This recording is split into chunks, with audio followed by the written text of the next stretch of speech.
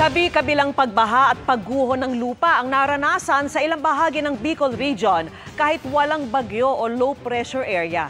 Nakatutok si Oscar Oida.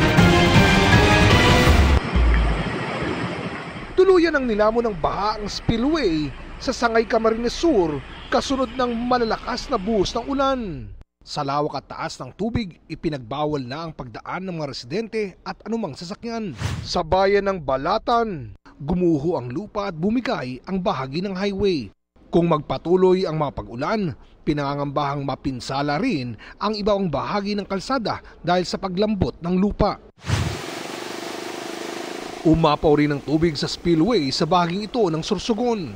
May ilang nakatawid pa, pero unti-unti nang lumakas ang agos ng tubig.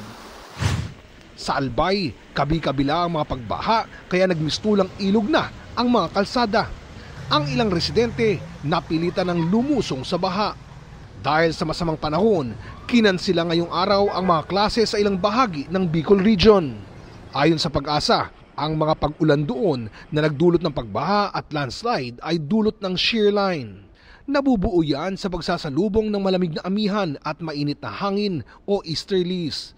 Dala ng shear line ang makakapal na ulap na nagdudulot ng maulang panahon. Posibleng magpatuloy ang epekto nito sa Southern Luzon at Bicol Region hanggang bukas.